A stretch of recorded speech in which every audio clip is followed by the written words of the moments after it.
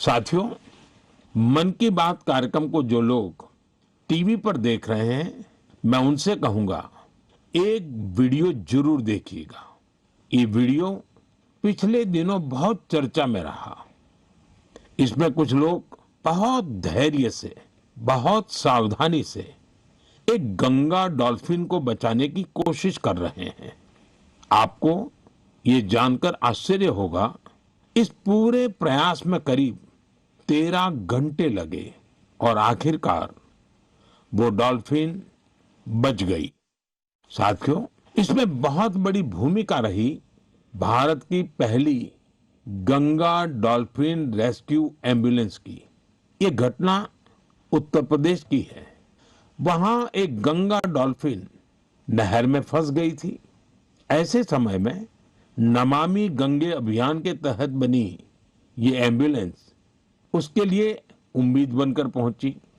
फिर बहुत सावधानी से उसे बाहर निकाला गया, उसकी जांच की गई, उसका इलाज किया गया और उसके बाद उसे सुरक्षित राप्ती नदी में छोड़ दिया गया।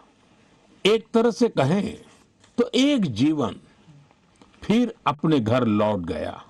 साथियों, ये डॉल्फिन रेस्क्यू एम्बुलेंस बहुत खास है।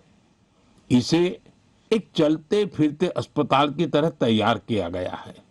इसमें डॉल्फिन को सुरक्षित रखने की व्यवस्था है, ऑक्सीजन की सुविधा है, विशेष स्ट्रेचर है, बचाव के उपकरण है। यानी अगर कोई डॉल्फिन घायल हो जाए, नहर में फंस जाए या नदी से कट जाए तो तुरंत उसकी मदद की जा सकती है।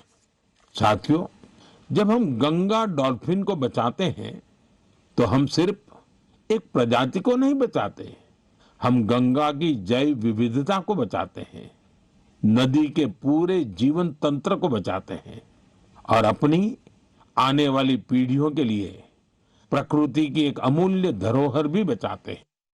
मेरे प्यारे देशवासियों, आप में से बहुत लोगों की नदी, तालाब और कुएं के पानी से जुड़ी यादें जरूर होगी। किसी को तालाब में तैरना याद होगा, किसी को दोस्तों के साथ तालाब किनारे खेलना, किसी को उस मिट्टी की खुशबू याद होगी। बचपन की ऐसी यादें जीवन भर मन में बसी रहती हैं। साथियों, ऐसी ही यादों को बचाने की एक प्रेरक गाथा उत्तर प्रदेश के बस्ती जिले से सामने आई है। बस्ती के आकाश गुप्ता अपने गांव की मनोरमा नदी को देखकर बहुत दुखी होते थे, क्योंकि जिस नदी को उन्होंने बचपन में साफ और जीवन देखा था, समय के साथ उस नदी में प्लास्टिक जमा होने लगा था, गंदगी बढ़ती चली जा रही थी। श्रीमान आकाश ने तय किया कि शिकायत नहीं करेंगे, एक नई शुरुआत करेंगे। शिकायत नहीं, शुरुआत मंत्र बन गया। उन्होंने अपने दोस्तों को साथ लिया। सिर्फ जाल था, फावड़ा था, टोकरी थी और सबसे बड़ी ताकत थी कुछ बदलने का संकल्प। ये युवा नदी में उतरते थे, जलकुंभ भी निकालते थे, प्लास्टिक और कचरा बाहर लाते थे। कई बार एक दिन में 50-60 किलो तक कचरा नदी से निकाला गया। धीरे धीरे मनोरमा नदी का वह हिस्सा फिर से साफ दिखने लगा। आसपास के लोगों का ध्यान भी इस काम की तरफ गया। लोगों में स्वच्छता को लेकर जागरूकता बढ़ी। साथियों, ऐसी ही एक प्रेरक कहानी गोवा से भी सामने आई है। गोवा के बाल कृष्ण अय्या जी रिटायर्ड टीचर हैं, लेकिन समाज के लिए काम करने का उनका उत्साह आज भी वैसा ही है।